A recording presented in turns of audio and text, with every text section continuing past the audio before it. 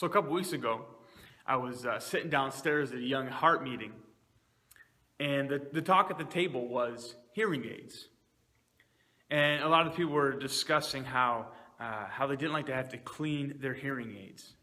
And one of the guys looks at me and says, "See, you have to look forward to when you get older." But it reminded me of a story in Mark chapter 7, where Jesus is going about from town to town, and he's traveling, and he comes across a crowd of people. And there's a man in the crowd that is deaf, and he has a speech impediment, the Bible says. And the people just wanted Jesus to lay hands on this guy. But instead, Jesus takes this man, it says, to a private spot away from the crowd. And Jesus takes his fingers and he sticks them in the man's ears.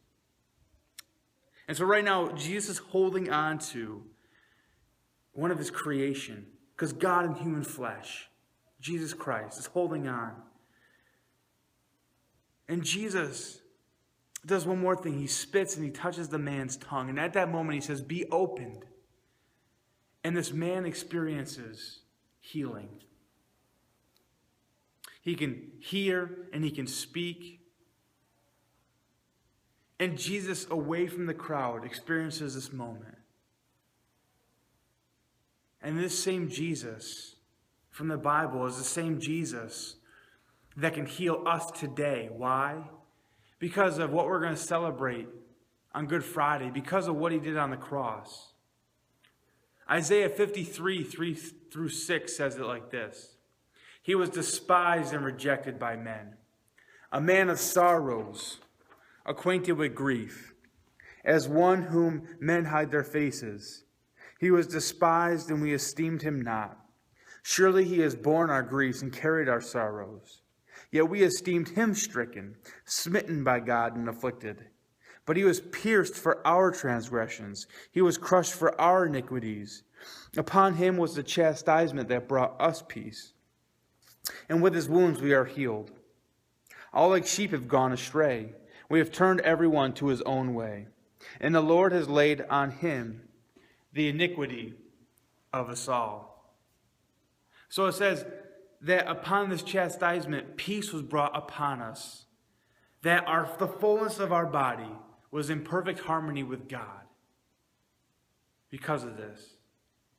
Our sin nature, now saved, but also a healing through physical. It says, by his wounds we are healed. And so if you're struggling physically, we want to pray for you this Good Friday. If you're struggling emotionally, that's part of it as well. If you're struggling in your mind or in your soul, we would love to pray for you for healing. This Good Friday, we're going to talk about this Isaiah passage more, about what this perfect peace looks like that Jesus wants to restore us to. And Jesus wants to do the same thing. He wants to take you away from the crowd.